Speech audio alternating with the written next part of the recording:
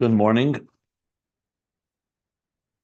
We are in the middle of the mimer of the discourse of the Mittler Rebbe, Mik Hashem Elokeinu Maamorei AdHamtz, which is based on the mimer and Torah air of the Alter Rebbe. We are on page 380.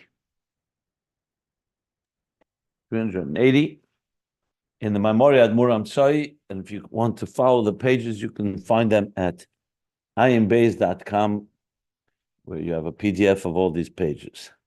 And what we're learning is the basis, foundational text and source material of essentially the conclusion of Ayin Beis, which finished on page 1477, being that the Rebbe Rashab never finished writing the Hemshech. So we're going back to this to gain context and perspective and answers to questions that were not answered, and as well as getting the general, a bigger picture of it all by learning the Mittler Rebbe's Maimer, followed by the Alter Rebbe, following what we've learned before, the Alter Rebbe's Maimer. And namely, the theme is about Yichud, understanding that though we are created an existence, and initially we're born with our own self-interest at the center, front and center of our beings, the process of growing, maturing to a higher state of consciousness and higher awareness of the divine within us and divine beyond us is the process, what we call the mitzvah of Yichud, to realize that the one and singular and exclusive reality is godliness. And we are a creation, Yesh, Ayin. This contemplation is an ongoing thing, but especially during prayers, davening, and especially the morning prayer. And specifically, he laid out the steps from Psukei de Zimra in the morning prayer, then Birchis Yetzer, Birchis Daas Elyon, and then Shema. That by saying Shema Yisrael, Hashem Elokeinu, Hashem Echad, then Baruch Shem Kved Machusi Leilam Vod, what are we declaring? What are we contemplating on? What are we appreciating and integrating? That unity of the divine. And the more we can make that part of our being, the more we become transformed. And instead of focusing our lives on our own self-interest, we focus it on the real purpose and mission of life, the transcendent purpose. So that's what we've been learning, and that length discussed Yesh Ayin, that captures the idea not just that God is the creator and created existence out of non-existence, but that there's a fundamental gulf, an infinite distance between the two. And I explained at length why that's important, because that is what really makes God the exclusive reality. It's not like two paradigms. The true paradigm is the godly paradigm. God concealed himself, and everything in existence is a creation, but it's not a creation. Yesh means there's nothing, no ishtavas, there's nothing in common, as well as it doesn't impact. So in other words, we can come to appreciate the divine that gives life to every detail of existence. That's clearly, it manifests within existence, but it's not defined by existence.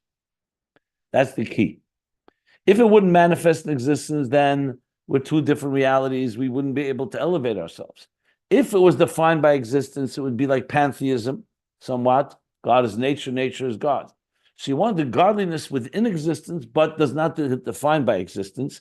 And on the contrary, existence is defined by God. And as such, we come to that appreciation of our relationship with God.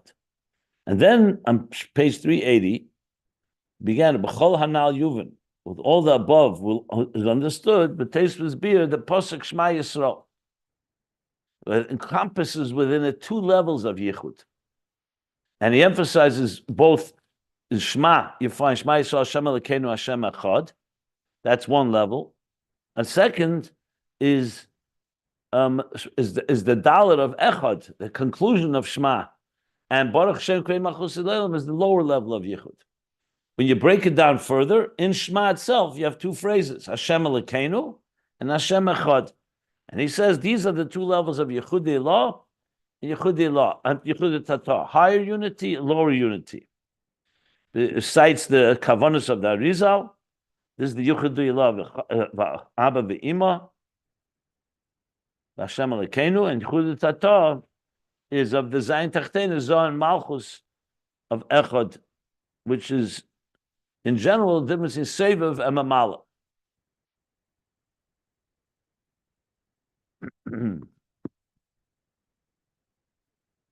Yeah, and he also added that the Malchus of Atzilus, as it comes into Biyah, the Dalet of Echad, is rooted in the Ayin of Shema, which is Bina, which either he'll get back to, or we'll talk about a later point to understand that. And that's where we're up to right now. So now he's going to continue with an explanation of basically two ways of looking at existence, at the relationship between the divine and existence. One is called Das Tachton.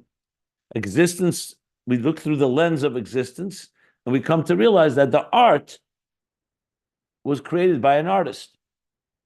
Then there's another perspective, how you look from the artist's point of view, which is higher than the art.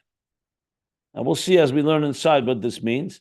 And this is all really the basis of an Ayin Beis. If you want to look how it's explained there, essentially pages 1472 now. 1472, 1473 is going to be what he says here, the Rebbe Rashab elaborates upon. I would like to go back there once we cover this at some point, because the Rebbe Rashab obviously elaborates even more than the Mittler Rebbe. But let's learn first inside here. Some of these ideas you may be very familiar with because we've already learned them in Ayin Beis, the pages I just mentioned. But regardless, it's always good to go over again. So he says like this: Yesh lahagdim lezeh. I'm now beginning. The line is the sixth line on page on the new paragraph, the second paragraph, page 380. Shin pay. Yesh lahagdim lezeh inyan hayidua. A known subject, a known topic, a known theme. The Pirish Mashakosov, in explaining what it says, Kel Deus Havaya. That God is the man, is the God of knower, the knowing. But it doesn't say Deya, it says Deyos, meaning two, as we shall explain. V'loi niskanu aliles. And to him are all the plots. Alilis means all the I guess the plots is the right word, but it's more than that. It's all the workings of existence are all designed by him.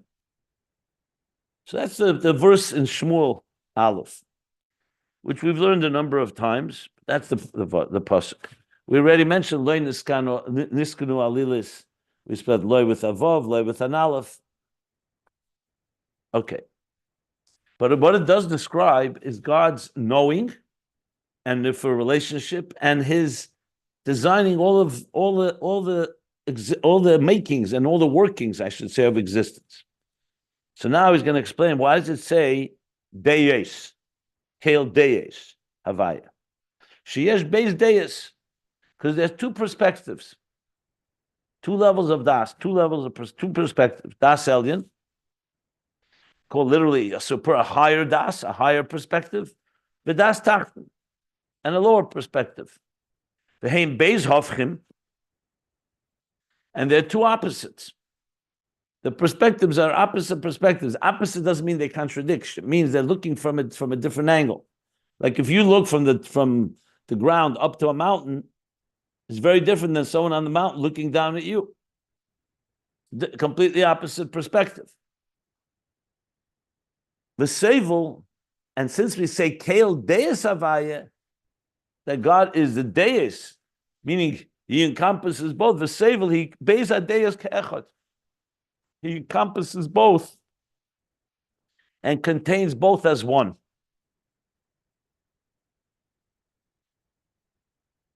In the parentheses, he adds something he's already mentioned. This is the Mittler Rebbe is just mentioning it here. Later he'll explain it. Zeu kein veloi twice. Veloi is the way it's written. Veloi Kri v'ksiv, the way it's written, the way it's pronounced, and the way it's written. So it's written with a vav, that to him are all the work, or is the design of all the workings of creation, of existence. And veloy is with an aleph, means veloy. It's not, he's beyond that, as we learned earlier a few pages back. But he's not going into detail, just mentioning it. But you see here is right away, you see two Daas there too. The two levels of loy, one is that it's to him, that means he relates to existence, that's like Daas Tachton. And veloy with an aleph means he's beyond. He's not relating. That is like Daas Elyon.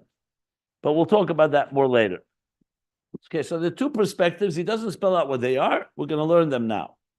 Just for comparative purposes, when the Rebbe Rasha brings this,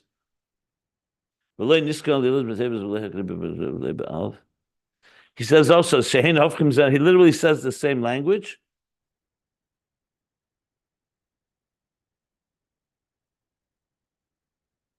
Then he begins to explain it. But I want to read it first to Mitla Rebbe, then maybe we'll go to the Ayin Beis, because it helps explain. Just want to see how much the Mitla Rebbe actually explains here. If not, well, as I said, we'll learn it in Ayin Beis. So he says like this now. So what are these two perspectives? So he says, because based, according to what we've learned, according to everything we've discussed earlier, kol hanal, what did we learn about? The inyan dilug ha'erech, mikayach ve'er eliki. So you have the divine energy and vitality that God is going to invest into existence. But on its own, what relationship does it have with existence? So he says, dilug ha'erech, there's a leap. There's like a quantum leap. There's an infinite distance between the divine energy and existence, as we learned it for. Lias Mokir, for that to become a source. Lisavas and So there's a leap, which is obvious. A creator is not a creation. Even when you talk about an artist and art, there too there's a leap. But they're both finite entities. They're both creations. And yet, the art, you can't say it's on the same level as the artist. But there again, there's something much more in common. When it comes to here, we're talking about the Eibishter who does not need to create anything. He's not in need. There's no lack. Chooses to create existence. This existence is something of a completely new reality. It's not an extension of godliness. Meaning it's not it's godly, it's a godly creature, but it's not a godly presence until through our avodah when we reveal it. But on its own, it's going to be created as a yesh that declares ani v'avsei, me and nothing else. I'm here. That's the whole purpose, that the yesh should feel an independent consciousness. In truth, it's coming from obviously from godliness, and in truth, it's complete godliness. But it's created in a way that it does not sense that. So it's a yesh, that's called yesh mai.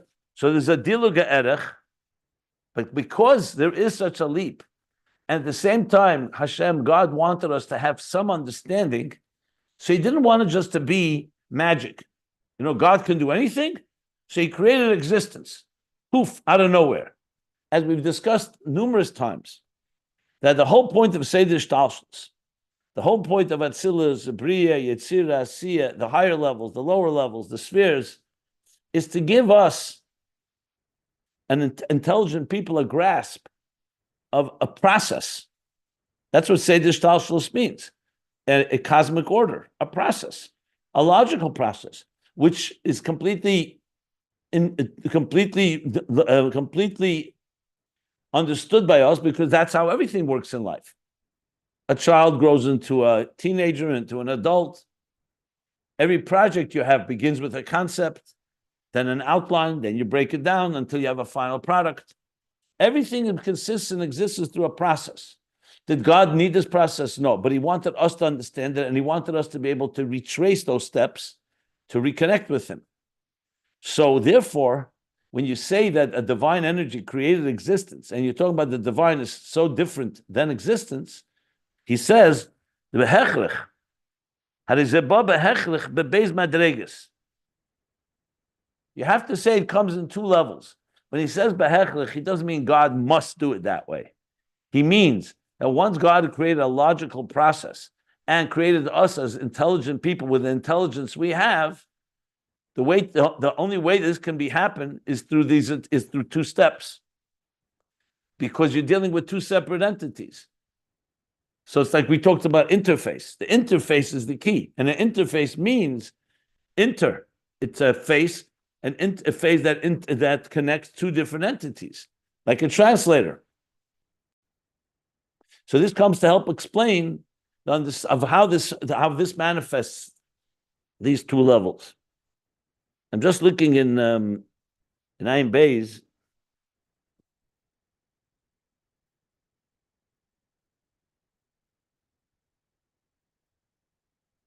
Yeah.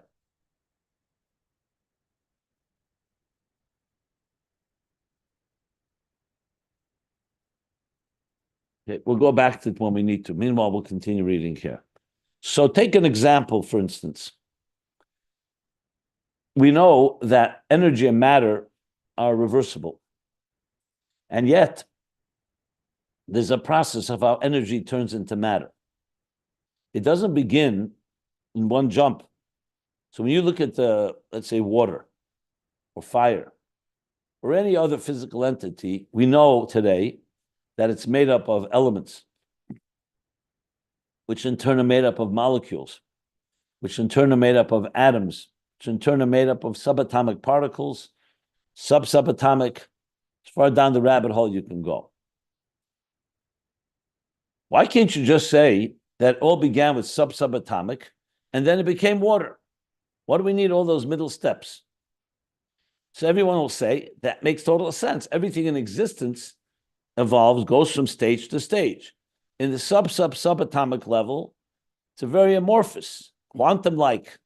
Beyond that, as it begins to so-called congeal and solidify, then it becomes more defined atoms, to the point of defined molecules, to the point of defined elements, and finally an object that we can see. In other words, the building blocks of existence are made up of stages, goes through stages. So in other words, basically, to understand the process, you need to know all these steps. You take water and you heat it up, it becomes gas. But it doesn't become gas in a second. It takes time. You can still see the water until it starts boiling and boiling. And then the gas begins to heat. The gas that it begins to turn into. The other way around as well, you freeze water, it becomes ice. There are stages. You have the water which is still ice water, but it's not full ice yet. It's not a hard piece of ice, till it becomes a hard piece of ice. So these are just examples that God in creating existence did the same. Began with a divine energy that was completely sublime. Did not have any tangible or concrete or defined properties. But through a seder ishtalshus and simtsumim and concealments and a whole process, it ultimately ends up having defined properties to the point that it has defined body and defined being as we see it in existence today. So when we say, for example, mayim is associated with chesed and eish, fire, with gvura, what does that mean? Chesed and gvura is like the energy. Think of it like the subatomic or the spiritual energy within water and fire. The water and fire is already the body that it takes the shape of and defined in a particular physical form. So in general, he's going to say there's two levels in this process. Beis madreges. Echad, and he's going back now to a thing we learned earlier, if you remember, about the nefesh and the guf. So the soul and body is a good example. The soul, before it came into a body, is a completely spiritual entity. Doesn't have anything physical about it. The body, well, for a baby, a newborn baby, the body hasn't yet developed. But the body itself is a physical entity. Begins with one cell. That cell will split into two, then into four, and so on. So these two separate entities, but they're going to join together and they're going to work together. It's not like there's a body and a soul struggling with each other. They become integrated. So in that process, you have elements of the soul that are beyond the body, and you have elements of the soul that engage with the body. Like we talked about, the faculties that get involved with the body and are affected by the body. The body's experiences cause pain and pleasure to those levels of the soul. And then there are levels that are higher and beyond. So the same is going to explain with the divine and existence, that there's two levels in general. The divine as it relates to existence, except we learned there's also no shinui there.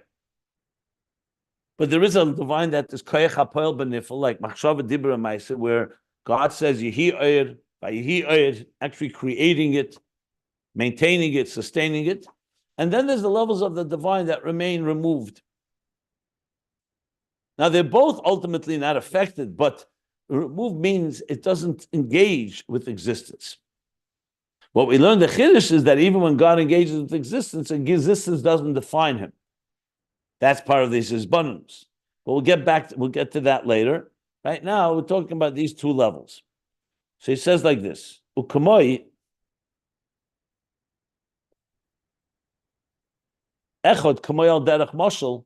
One level is for example, min hanefesh atzma shaba leklal gilui ba'atzma. So the nefesh, there's the etzem nefesh, that's completely in its own conscious, its own reality. But then there's the nefesh itself comes into a point where it's ready to be revealed. Think of like a person before they're ready to communicate. You are in your own private space. But then there comes a point that you're ready to express yourself, but you haven't yet expressed yourself. So it's a gilui la'atzma. It's like you're beginning to think about it. So it's a gilui la'atzma, shezel kamei ma sheyesh b'koyach hachai la'aniya tenua. That's like when you say that an animal, koyach hachai, has the power to move. Doesn't mean he's moved, but he has the power to move. Ubenefesh lahachis. And the nefesh, the power to give life. The soul can just be in a place, the soul, the spirit, that is just an entity on its own. Then there's an end, then it's beginning to get into prepared to begin to give off life, to give life, to exude energy or life. Just like koyach etzemeach, the power of vegetation is to make things grow, but still now it's still in the koyach level. It hasn't yet become actual growth, but it's moved into a state that it's ready to do a certain activity. Sheterem shemaniya b'poel mamish, prior to actually moving, umachai b'poel mamish, or actually giving off life, energy. Shezeu nikra gashmisha beruchnius canal, which is called gashmisha beruchnius. Why is it gashmisha beruchnius? Because it's already not just the ruchnis of the nefesh, it's already associating with gashmisha beruchnius. I'm not sure if he means that's the koyach or it means that it's already giving off life. I think he means that's the koyach. Ka'ir hashemesh b'moyer hashemesh. So another example is like the light of the sun within the sun. It's not yet shining outside of the sun, but the sun has produced light that will ultimately leave the sun and transmit that light to earth or wherever that light shines. So it's still in a state. So it's like think of it as a middle state. The sun itself is etzem hashemesh. There's the etzem hanefesh. There's the etzem hachai. But then there's the chai, all these levels as they prepare and begin to produce an energy that's going to relate to something outside of themselves.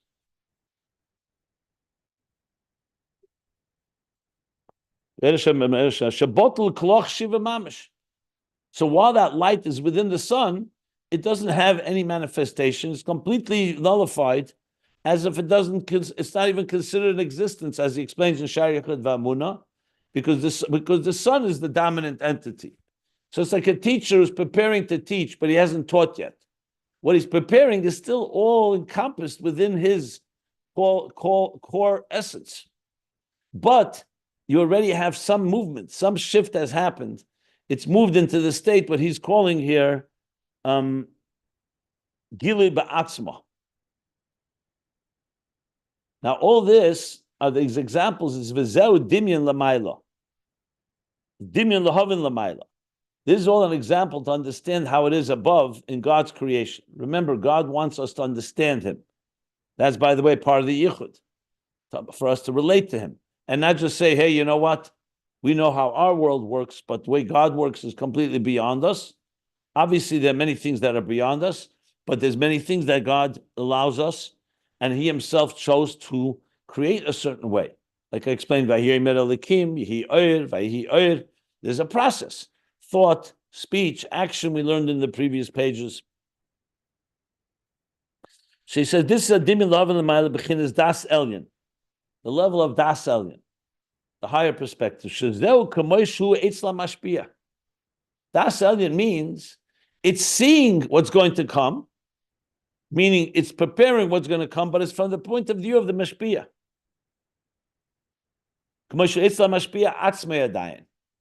It's how the mashpia is looking at the makabel, at the recipient, but it's all within him. Now he's giving another example of a teacher. Like we see the intelligence of the teacher, the Rav. He has the power to diminish, or concentrate, or diminish, or somewhat limit the flow. The Tzamtzemes has to lashpia and to transmit terem shemashpia megala b'dibur. It doesn't happen when he begins to speak. Even before he begins to speak, he prepares himself and says, this is what I'm going to say. In other words, within himself, he's creating a space for the other. Or you could say he's preparing the transmission for the other. So you see within the mashpia still a state that is relating to the other, but it's not the perspective of the other, it's from the perspective of the mashpia. So even before he actually reveals it in speech, he's preparing it in himself. This is like the letters of thought that reveal the core within himself before it actually comes into actual speech. And we learned this already earlier. If you remember, we learned about thought, we learned about the words within thought, then we learned how the thought becomes speech. So all of this is coming to explain that we can understand to some extent how does God see things. So here we're talking about seeing existence. So he's not seeing it from the bottom up, from the way the recipient sees it. He sees it from the top down, that there's something that has moved, that shifted from the core to become a gili la'atzmei, at least. That within himself is aware now of what he's going to be doing and transmitting and creating. He explained that's Daas Elyon. V'zeu shenikra miyesh la'ayin. And this, because it's Daas Elyon, it's not ma'ayin liyesh, it's miyesh la'ayin. Shezeu miyesh amiti. Because who's the yesh here? The true reality is the divine source. Kamoy shehu nizgala ba'atzmi sadayin. The way he's revealed within his own core. We're talking about him from his point of view. So this ziv that he's preparing to transmit to the other is, like we said before, the light of the sun within the sun is completely nullified, and kiloh choshev considered like nothingness. Kiloh kamei in his presence before him from this point of view. Ukamayonis tahem rabba, like the springs of water from tahem rabba, from the deepest spring within the core of the earth.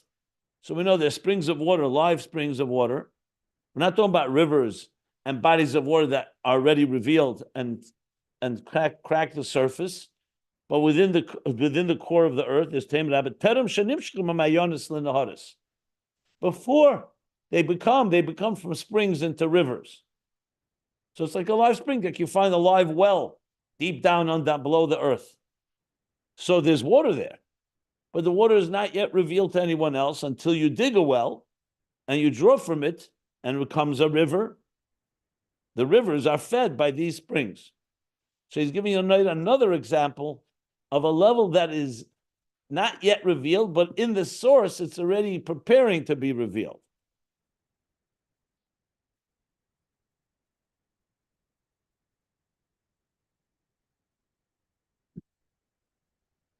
I think it will be very helpful to read this in Ayin Beis. Once I'm going to just see when he finishes a certain section here, because Ayin Beis he explains this more and more oasis will make it easier to understand. So I think I'm going to do that momentarily, but I want to just see to where we should go. So this is still Daas Elyon. One more line, two more lines. V'zeu Amar, and this is what it means when he says the Adam.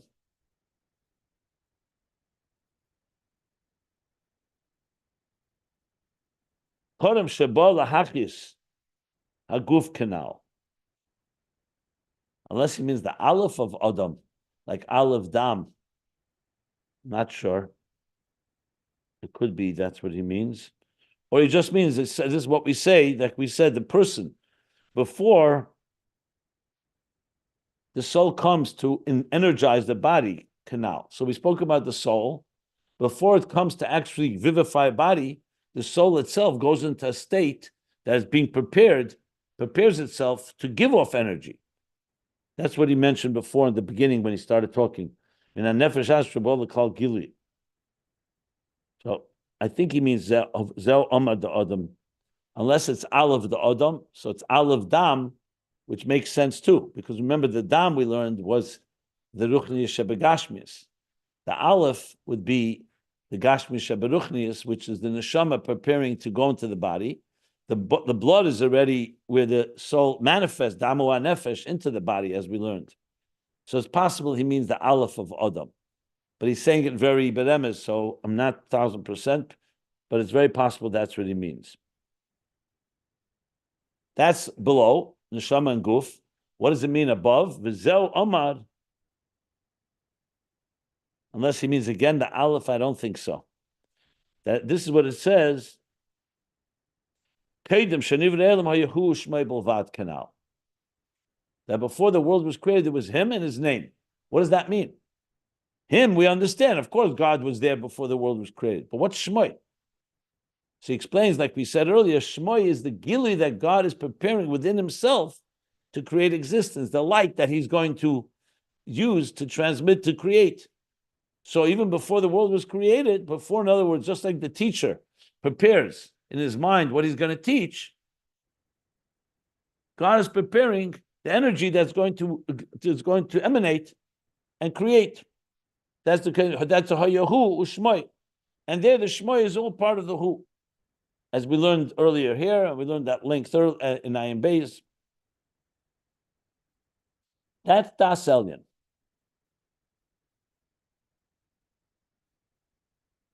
So briefly, Daas Elyon is not God completely removed from everything, because that's even beyond Daas Elyon.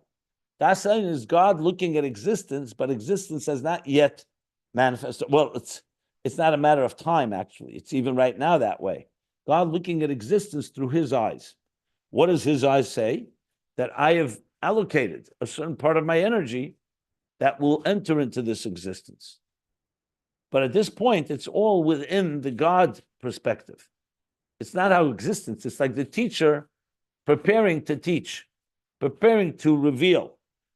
And the other examples he gave at least 4 or 5 examples. He gave the example of the nefesh that's coming into gili la'atzmei, but is not yet really giving life. The animal that has the capacity to move, but it's not moving yet. The tzemeach. So he spoke medaber, he spoke nefesh, chai, tzemeach. The tzemeach that had the power to grow, but it has not yet grown. The sun, the light inside the sun, that's not yet shining outside, but it's within the sun and bottled there. And then he gave the example of the teacher and the student, the teacher who's preparing the idea, and machshava and dibur. The dibur that's still not yet expressed, but it's being prepared in the thought. So a bunch of examples to understand this. And finally, mayonis, I should have mentioned. The springs of water before they actually become revealed in rivers and other bodies of water. Okay.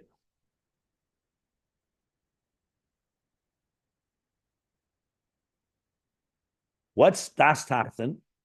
I'm thinking maybe I was going to go now to Ayin Beis, but I think maybe we'll do Das Elyon, Das Tachton, Mittel Rebbe. Then I'd like to read it inside Ayin Beis. I think it will be very helpful of understanding both this and what it says in Ayin Beis. Okay. Buchinas Das Tachton, this is the perspective from below. Zeu nikra ma'ayin liyesh. Das Elyon is mi yesh la'ayin. The Yesh, which is the mashpia, in this case the creator, and he is a so-called allocating or identifying the Ayin. It's why is it Ayin? Because it's bottled completely to him. Like the light of the sun, within the sun, it's Ayin. Das Tachton, you're beginning with another, the point of departure is not from the top down.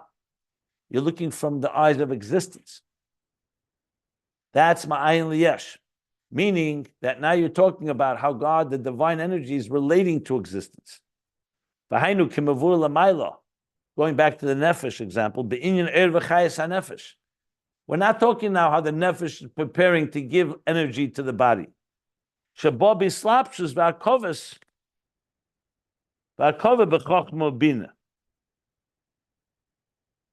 Which seems odd why he say Chochma and Bina. So down below, another manuscript says Bedamu Basar. So the Chesva of Beis is more likely it's Damu Basar because that's what he said. Because Chochma and Bina seems to be still the faculties. So much more likely Bedamu Basar, which would be Daled Vav Beis. He says in another place it says Bedibur, which could also work, but here's talking about a nefesh. Why is he talking about Dibur suddenly? So I would say Dama Basar is probably the closest way to say. So what's happening now? Now we're not talking about how the nefesh is preparing to give off energy. It's actually how the nefesh becomes and manifests in the Dama Basar, in the blood and flesh of the body. And why is this called Ayin then? Because compared to the body, it's called Ayin. Shenikra Ayin Aruchni Shala Yesh the Guf. It's the Ayin Ruchni, is the sublime, ethereal, lack of substance, divine energy that is relative to the Yesh of the Guf. When you're talking Daas Elyon, you're talking about God as reality. And that reality is now emanating or choosing to transmit an Oir that will ultimately go into existence. So there the Yesh is going into a state of Ayin. Or I should say from the Yesh, you're creating an Ayin. Here we're talking about how the Ayin, compared to the Yesh of the body, it's an Ayin because it's completely unknown to us. It's a different reality. And from that Ash, compared to the Yesh of the Guf. Yeah, clearly here he's going to say Aleph Dam. So I was correct. V'zeu Aleph Dam. Before he's talking about the Aleph. Now he's talking about the Dam. Shenikra Ruchni Shebegashmis. Right? The Dam is already the ethereal, the sublime within Gashmis. It's not the actual body, it's physical, but on the other hand, it's a very sublime, it's very subtle and very refined fluid, that is blood. Shadachik ercha ma'ayin ha'alef, the Yesh Amiti. And this is distant, like we learned earlier, the Ruchni Shebegashmis is quite a big leap to the Gashmis Sheberuchnis of the Nefesh, to the Aleph. Even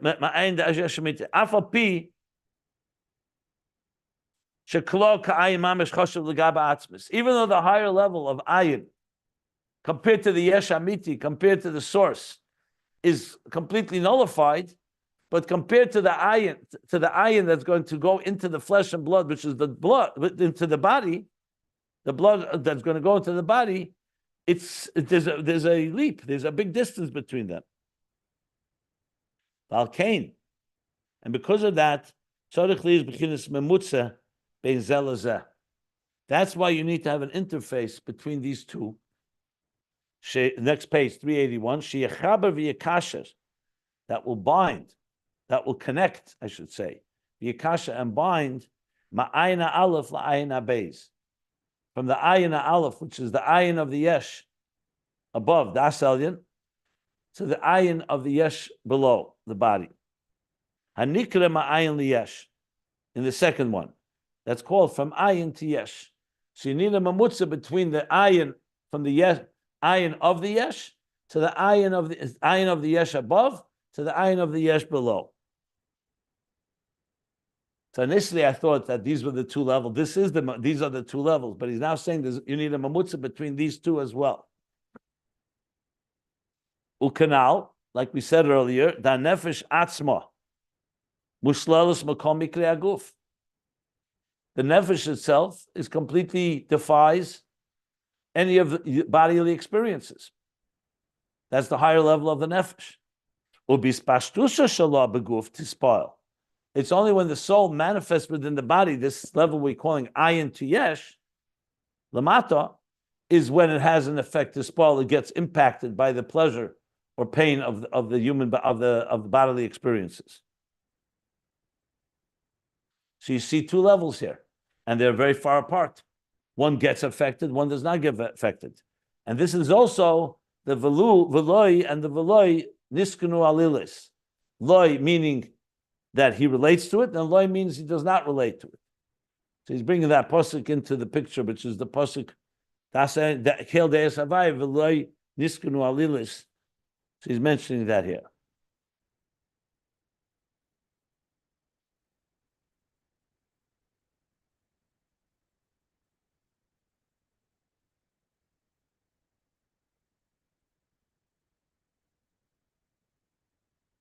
I'm just looking whether we should read on or should I go back to Ayin Beis now. My temptation is to go to Ayin Beis because I know it's going to be clearer there, but I don't want to skip anything. I want to learn this and then understand it through Ayin Beis.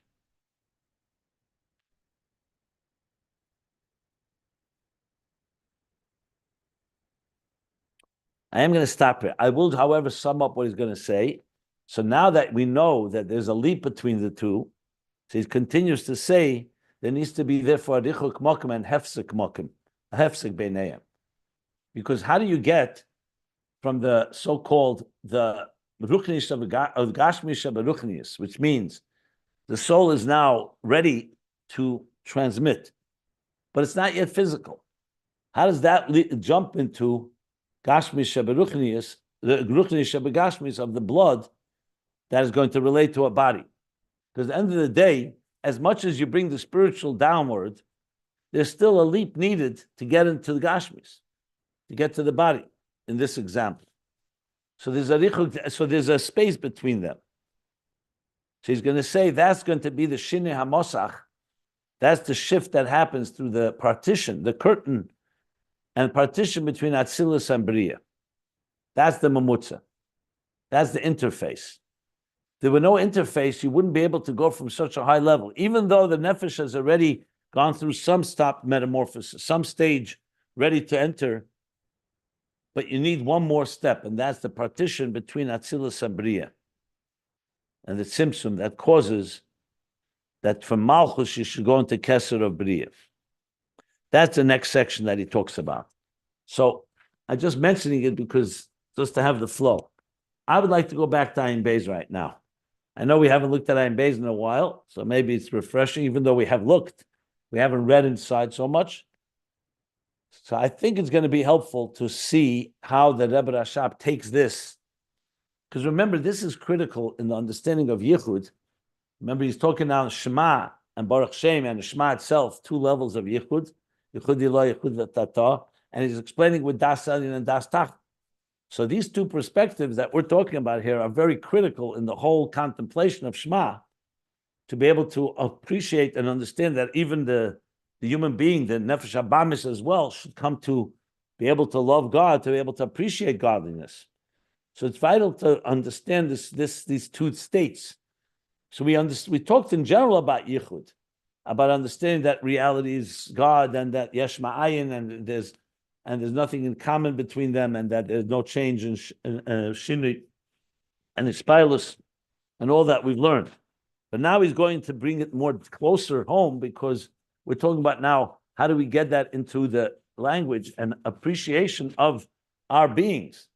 It's one thing to say that the only reality is God, but the fact is we are still physical beings with an animal soul that still focuses on its own self-interest and needs. That's why it's vital to understand, like he said, to understand what we're going to go through these two stages. So I would now go back to Ayin Beis. I'm happy to take questions, but it'd probably be more logical to ask them after we read the Ayin Beis that explains this piece in the Mittler Rebbe. But still, if somebody has a question, or immediate question on things we learned here, I'm more than happy to try to answer or clarify.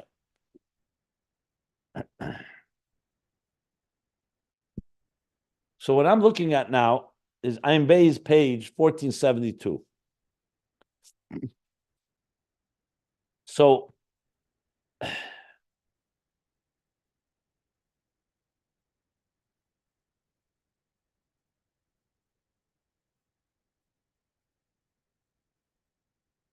from page 1467 till 1472 was the whole discussion of Ayin Yesh, Yesh Ayin, and the discussion of the two different. There's nothing in common between the Yesh and the Ayin, and it doesn't have Shinui impact on it. And where he distinguished from the philosophers. Then he went into the example of the sunlight, and the light of and the energy of the soul. First, showing there is something in common with the divine energy, because there's a level that is beyond having an impact. But then ultimately explaining that in the nefesh there is mispa'elis mimikri aguf, that the soul in its lower levels does get impacted by the body's experiences, whereas in a likus it's not that way. So this is all pages 1467, 1468, 1460, and 1470, where the Rebbe Rashab explained that at length. And then on top of 1472, he came back to where the Mittler Rebbe came back to, which is, okay, so that all explains Yesh Ayin. But he didn't yet get into the next stage, which is the two levels of Yichud. That's in general, the general Yichud of Yesh Ayin that we discussed. That there's one exclusive reality and everything else is part of that reality in truth. But we still need to understand, how do we get to that point? That's like telling us a fact, but there's still knowing how to internalize that. So here, literally the same language. If you look on page 380 that we're reading now, look at the new paragraph. B'chol hanal yuvan. Look at the new paragraph on 1472. Uncannily, it's almost like in the same place on the page, like something like whatever, not eight lines down. B'chol hanal yuvan. Literally word for word from Mittler Rebbe's mind. Obviously, he doesn't stay word for word. He brings lines from the Mittler Rebbe, but adds a lot. So that's why I thought it's appropriate to learn now inside here that corresponding piece to what we learn now in the Mittler Rebbe. Here's part of why we're doing this whole exercise, to understand the Ayin Beis better by looking at the Mittler Rebbe and vice versa. So this is what we're going to do now. I'm going to read this page, which is something we learned already. We learned 1472, obviously. We learned all the way till 1477, where the Hemshech ends. But this is 1472. Just wanted to make sure everyone understands what I'm doing right now. Is that clear? Okay. So he says like this. I'm just going to read straight from here. Ayin Beis, 1472. Ubechol hanal yuvan inyan beis hayechudim the yechudi law of yechudi tata. We'll understand the two unifications of the higher unity and the lower unity. Bishma u'baruch Shem kved malchus leilam vad. So he makes it very straightforward and simple. Shema and Baruch Shem. Ubepratius, you get more detailed. Hashem Elokeinu v'Hashem Echad. That in Shema itself, Hashem Elokeinu is Yechud Elah, and Hashem Echad is Yechud Tata.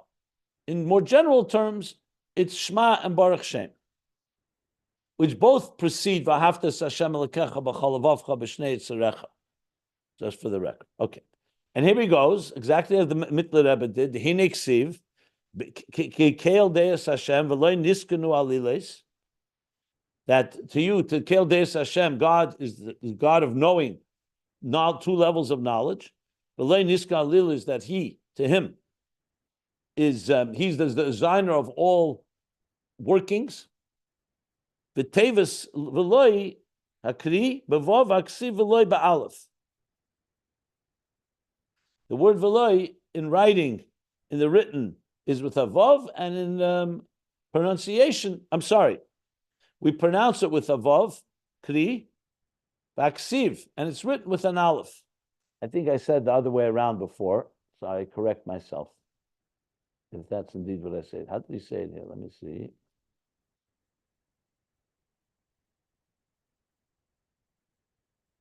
Yeah, it's interesting. Yeah, Veloy is there because the Mittler Rebbe says Veloy kriv iksiv. So, okay. Bottom line is what he says here is correct. Okay. The kriv b'vav aksiv veloy ba'alef. So, the Beis Daas, heim b'chinas Daas Elyon v'Daas Tachton. Say Kael Daas, plural. There are two perspectives: the higher and the lower. Shein hofchim zemezeh. Again, word for word from the Mittler Rebbe. They're opposites. Diametric opposites. Umashakos Kael Daas Havaya, by saying that God is the Deus, encompasses both. Hainus Sevel Beis Deus Ke'echad. He contains both as one. So you have here Das Tachton, Das Elyon, and how God joins them, which we're going to learn is the yichud of the two yichudim of yichud Tata, yichud Elah. But we're not there yet. First, he has to explain the difference. But Inyan who? What's the Inyan in understanding these two perspectives? Das Elyon and Das Tachton.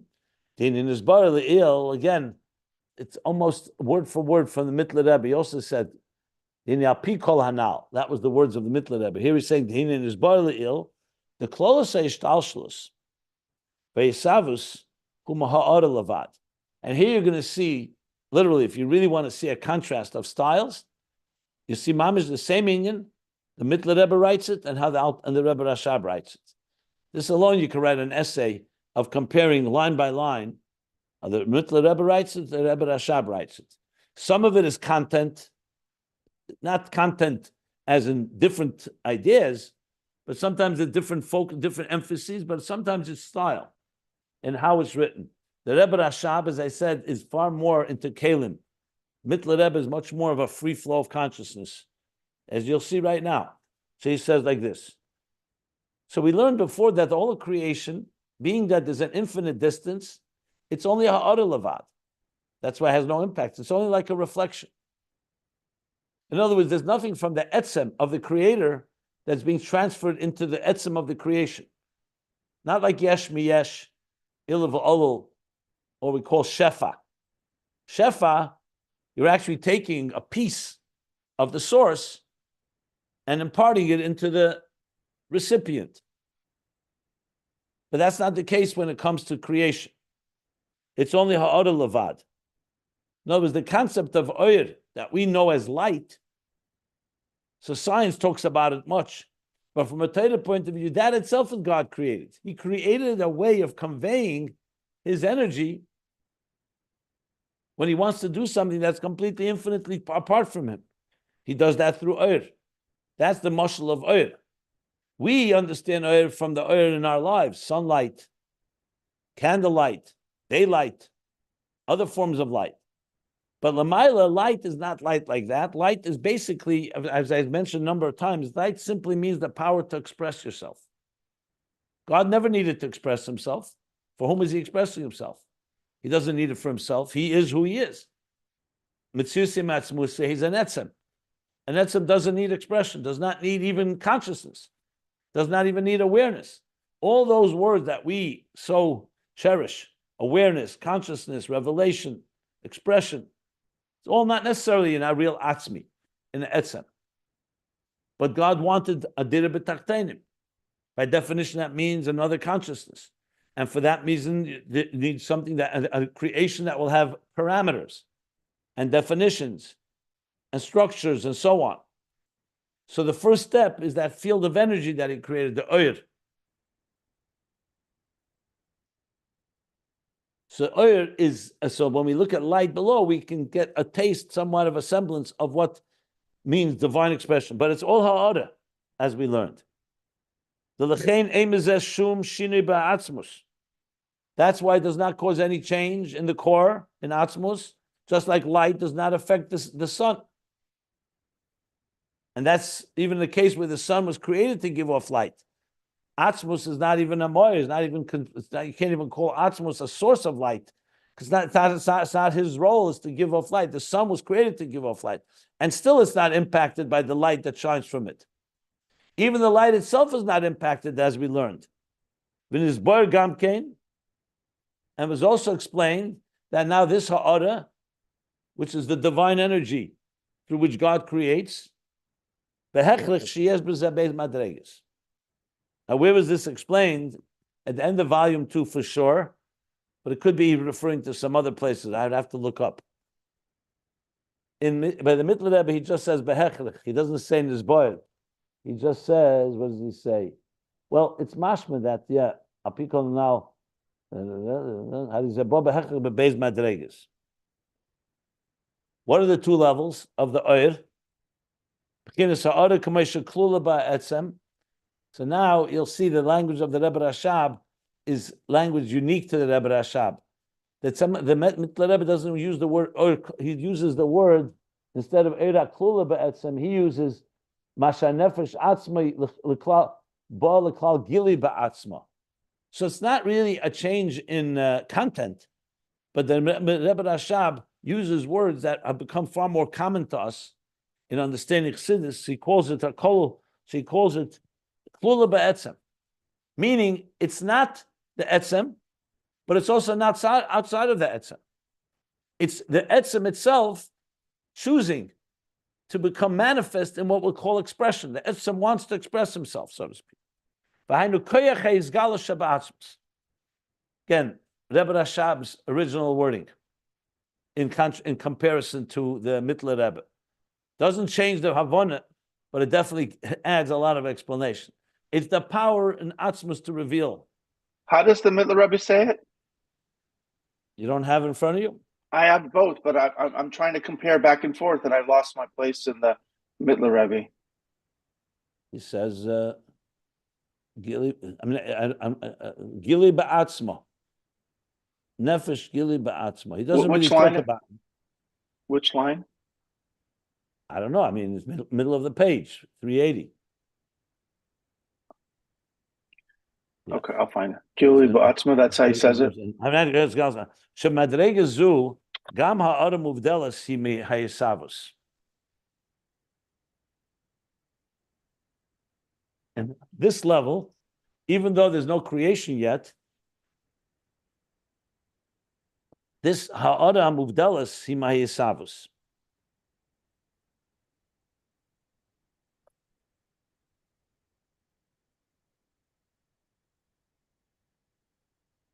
I think what he means to say that this ha'ara that has now become, one second.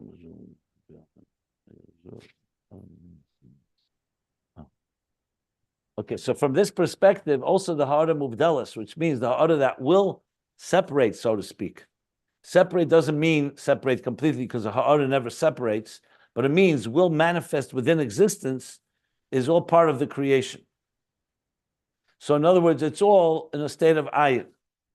That's Daas Elyon, which I'll just explain shortly. Beis, Kamesha Ora Babis Galus, Lahavis. Second is now, we're now talking about the Ora is no longer just how the Koyach is Galus within Atzmus. The Ora itself has now come in a revealed state, Lahavish, B'chinas Kiruv El HaYesh. It's relating itself to the Yesh. Like when we said, Yehi Oir. It's manifesting like the koyach hapel, like the power of the producer in the product. It's not just the way the creator within himself is choosing, I'm going to express myself. It's now the energy of the producer, of the creator, is manifesting within existence. And now he's going back to the example exactly as the Mittler Rebbe does. Like we're compelled to say, from the example of the energy and vitality of the soul in the body, shemispol memikri aguf, that the soul is affected by the experiences of the body, and the opposite, v'chein aguf mispol ma'nefesh, and the body is affected by the spirit of the spirit, the feelings of the spirit. Like we said, when you hear good news or negative news, it affects the body.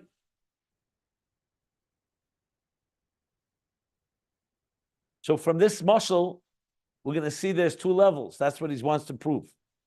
And we also see the opposite, like we learned earlier. That's a nefesh, that's a nefesh, not the nefesh as it manifests in the body. He says even the koyach is galus nefesh. So here you see how the Rebbe Rashab is now fully developed. The idea that the Mittler Rebbe said he's fully developed it into a whole language now, both in the nefesh and lamaila. So the koyach is galus, the nefesh is there's an etzema nefesh and there's the nefesh, as the Mittler Rebbe says, that's preparing. It prepares itself to reveal. That's the power to reveal. And how do we know there's such a power? Because the nefesh ultimately enters into our body. So you have to say the nefesh has that power. But on that level, that higher level, eina mispal memikre haguf. There's no impact from the body experiences, as we learned earlier. So you see here two levels, one which relates to existence and one that's beyond. Another difference, that the chayis from the nefesh to the guf, the vitality, the energy, when you talk about the higher level, it comes automatically, without any change, without any impact on it. It just shines automatically, just like the sun shines, without any impact on it. It's not clear to me whether he means that the lower level does have to go through change to shine in the body. I think not. If I recall correctly, I think when it comes to energizing the body, it does not need effort. The effect it has is only the pain and the pleasure of the body. Okay, then he tells us to look in the Maimer. Obviously, it's this exclusive to the Rebbe Rashab. It says Maimer and Tofrei Shayin Ches. I'm asking about Masal Kabel Yehudim, the Kibel HaYehudim Rev Shayin Ches. Shazel Bebeis Madregas Hanal. This distinction we just made, whether the soul is affected by the body or not, is these two levels that we talked about. The energy and vitality that is encompassed in the core soul, that's removed from the energy within the body. And there's no effect at all. The reflection of the soul, however, the lower level, that comes and is revealed in order to vitalize, energize the body, that is affected by the body experiences. Again, like the Mittler Rebbe did. First he brought the mashal, brought more mashalim. Now he goes back how it is lamaila. With the distinction, obviously, as we'll see in a moment, about Shinui. Can you take a question? No, now let me finish this. This is very deliberately learning it this way. So let me go through the whole thing here. And same thing is an example above, that the reflection that is encompassed within the core, it's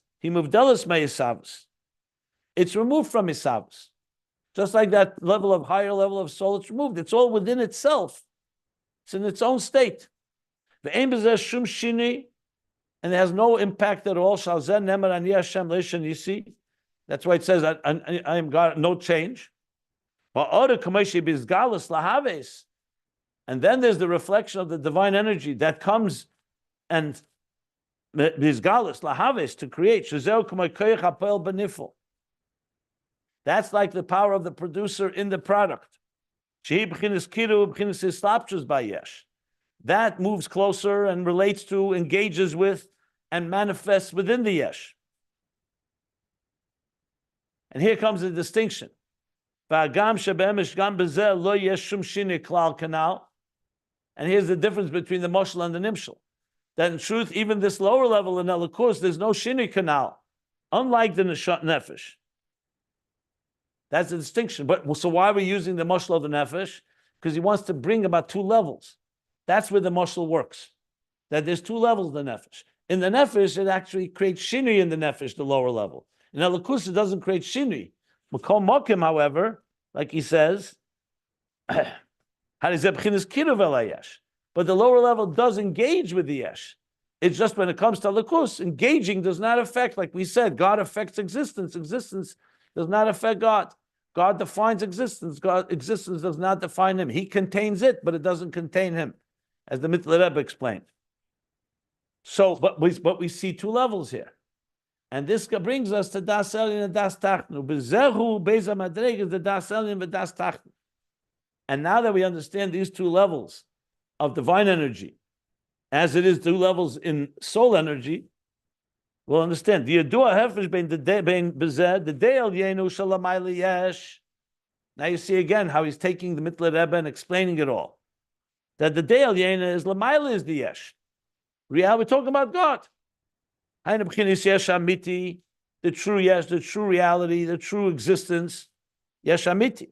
Ulamata Ayin the Kulikamei Kalachashiv. Alamata. Everything below that is Ayin, is like nullified, because everything is considered like nothing in his presence or before him. But Daas Tachton hu shalamata hayesh, shalamata yesh ulamayla ayin. Daas Tachton is the opposite. You're talking lamata is the yesh, existence, and lamayla is ayin, who is Bittul HaYesh levad. And there you don't get into Bittul Mitzias, because you're talking about there's a yesh, but the yesh comes to learn to be sublimated to the ayin. So it's only Bittul HaYesh. It's all around the yesh. It's not like when it is in Daas Elyon. That's Bittul HaYesh, which, as we'll learn, will be Yechuda Tata.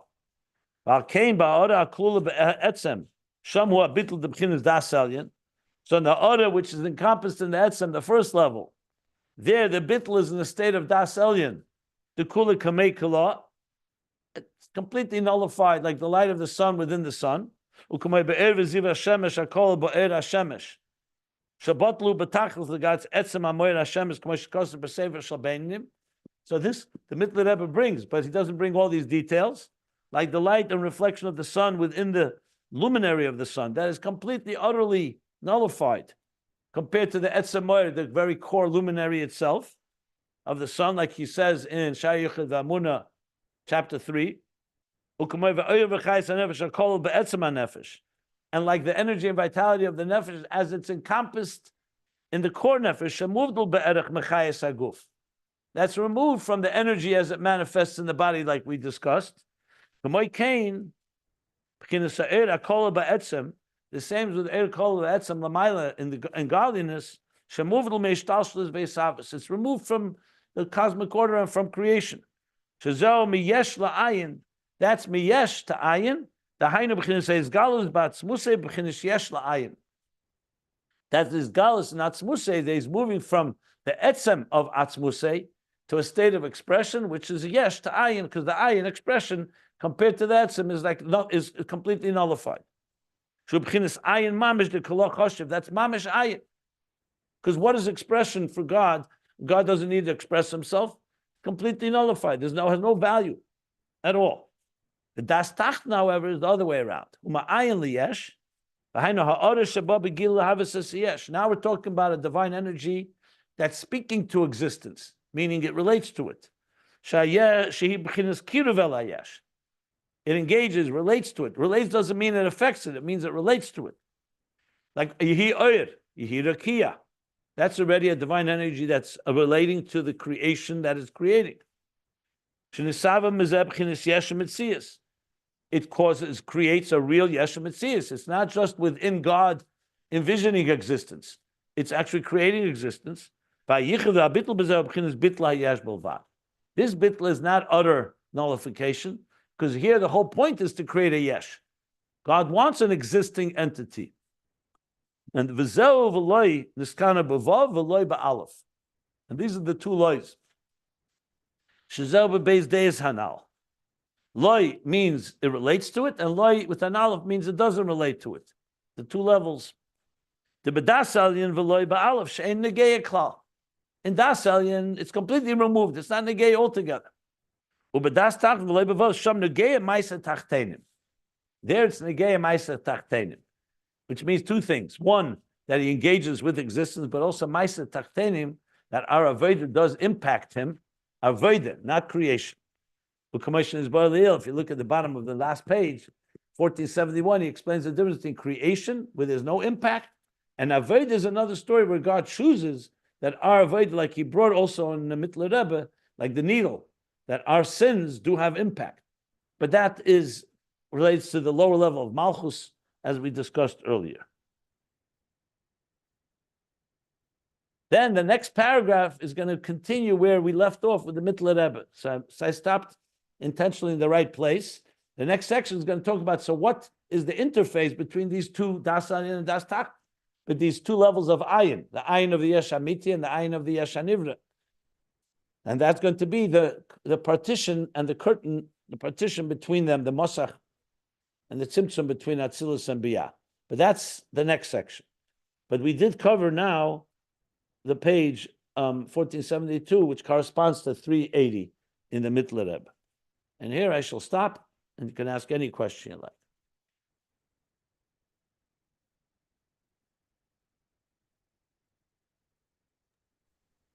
The question I wanted to ask, and I'm trying to find the text, that's why, and I apologize for interrupting you. I knew I was going to have a hard time finding it, but I think he said, I don't know, about 15 lines up when you sort of first started, that there's two aspects of Elokus in the Nefesh itself. I think that's what he said, and I'm trying to Well, when you find it, let me know, because I don't remember such an expression. No, that's a Nefesh. That's good.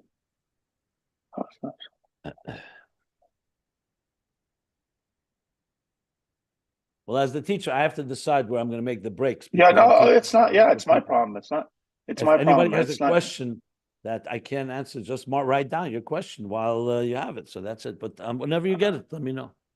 Yeah, no, it's my problem. It's not your problem. That's fine. Okay, good. Why did you say that? Are there any questions? Anyone has any questions?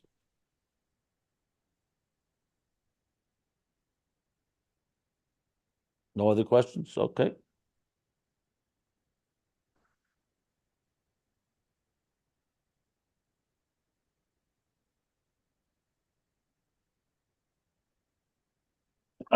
I think it was, he said, above the citation to the mimer, the other mimer, the Kabbalah Hayudim, right above that, he says, וכמו שמוכרח במשל דאור וחייס הנפש בגוף המספר במקרה הגוף וכן הגוף מספר בנפש. So ואנו רואים גם כן להפך דעצם הנפש אפילו כוח יסגלוס שבנפש אין מספר במקרה הגוף. They're saying there's two aspects. Not sure what you're asking. Well, I haven't asked it. Is he saying there's two aspects of Elokus within the goof? He's not talking about Elokus, he's talking about the Nefesh now. The Nefesh is the mashal for Elokus here. Right, that's okay. So just the whole discussion, this whole piece, I mean, you followed, I assume you followed along as I taught it. This whole piece is all about explaining that just as the example of the soul and the body, he's applying that example to how it is Lamaila by Elokus. So the soul and body has two levels. The soul as it manifests in the body is affected by it. And the soul that's beyond being manifest in the body, that's the soul. So in Elokus, there's also I got it. Thank you. You answered my question. Thank you very much. Yeah, but I have to tell you that I don't know if you were focusing on your question or focusing on what I was teaching, but what I just said is literally what he says here. So it's not question. Okay, but maybe it didn't click in my head. I came into class late and it's 3 hours earlier here. So my problem. Okay. Again, like I said, my problem, not your problem. That's fine. Okay. Yeah, but since it's a class with everybody here, I want to make sure that your problem doesn't become everybody's problem. Well, I didn't say anything that confused anybody. I just read the text and asked, what does it mean? Okay. Yeah. You just explained it twice. At worst, you explained it twice. Fine. Are there any other questions from anyone? Because if not, I think I'm going to stop here. It's a good place to stop because there's a lot here to digest. Is this mimer V'Kibbutz Yodim in Ayin Beis, or is it it's a separate mimer? Ayin Ches. Okay. Save my mom. 78, 17, 50. That would be, yeah. As I pointed out, the Rebbe Rashab kept writing even the later years. Ayin Beis would be the equivalent of 1912. 12. This is 1918. 6 years later. So and where would I find that? Okay, yeah, got it. Got it. You'll find it there. Okay, so Thank I you. wanted to say is this. So actually, this type of breakdown worked very well here because it's very contained.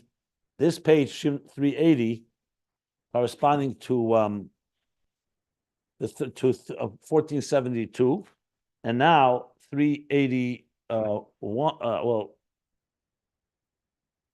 Top of 381 is going to correspond to the bottom of 1472 as the Rebbe Rashab continues the discussion. So this works very well, actually. I have to go back and see here something. Okay. We'll stop here. So we learned today is page 380, it's top of 381, about these two levels, Daas Elyon and Daas Tachton.